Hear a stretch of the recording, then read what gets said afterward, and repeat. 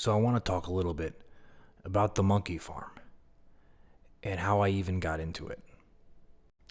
I've been hearing stories about these monkeys crying in the desert, and it's been a couple years that I've been hearing it, so I started to do some research myself. And I noticed a Reddit article about the place, and people really never knew if the monkeys actually existed there or not. They just heard rumors. So I decided to get in my car, take a trip down to the mountains, and search myself. Now, when I got to the place, it was all a desert road. I mean, there was no street to get to the actual place. And I was driving my Lotus, so I looked at the street and I was like, shit, I'm going to get my car all fucked up going down this road. But I don't really give a shit. I mean, I drive my cars to drive them. If it gets fucked up, I'll fix it. So I took my car all the way down the road. It's about 1.5 miles of dirt road to get to the place. And this place is all the way far up into the mountains anyway. So I got there and I started filming, and I took my drone out and I saw that the monkeys actually do exist there. Now, when I was younger, I was always into exploring things, especially in New Jersey. Going to abandoned houses and abandoned insane asylums. And I just always really loved doing that as a kid. And I always loved cameras as a kid, so I always had a camera with me. I remember when I was 6, 7 years old, my father had a huge camera that goes on the shoulder and a VCR strapped to his back and batteries that lasted 5 minutes.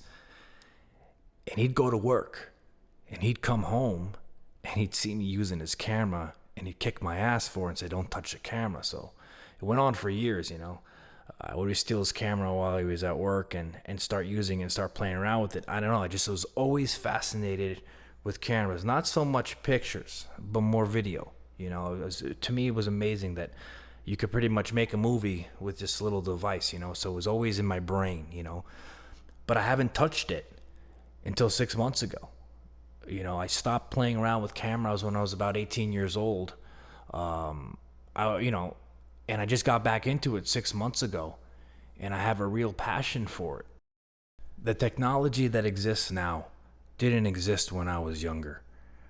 Getting a DSLR and a bunch of film lenses, you can get results that look like a blockbuster film if you took the time to do it.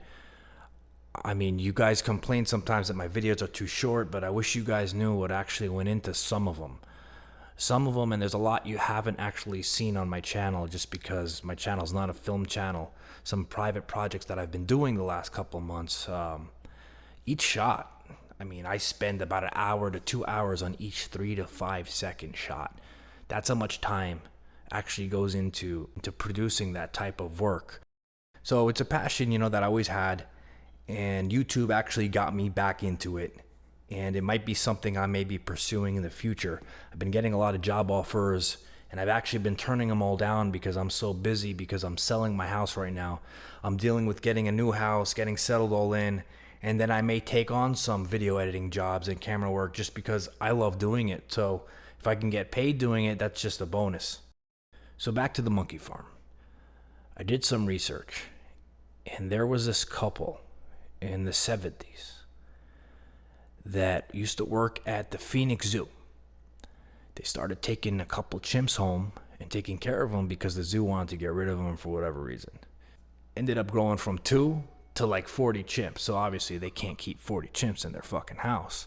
So what they did is they went and got that place in the desert. It was an old power plant facility that I guess was abandoned. So they ended up building cages and everything and putting all the monkeys there.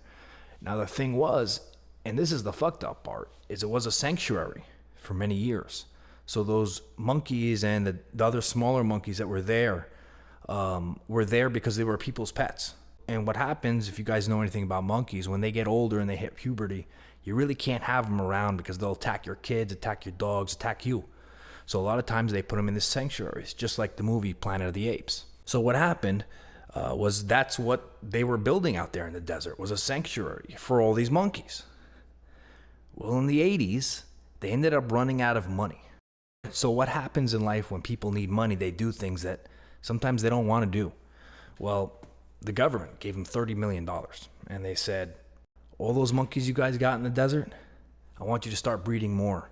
And we want to use them for AIDS research. So when the owners passed away in 2010, the place went abandoned. At least that's what everyone thought.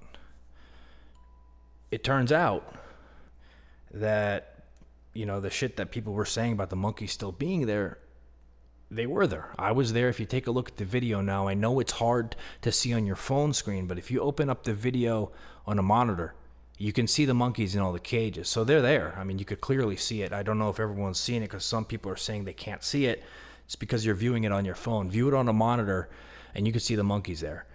So what they're saying is the monkeys that are there now were the previous monkeys that have AIDS.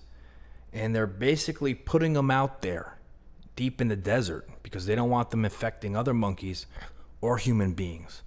So supposedly someone that lives out there next to them feeds them, takes care of them, and they all got diseases. So to keep them safe, they keep them out there.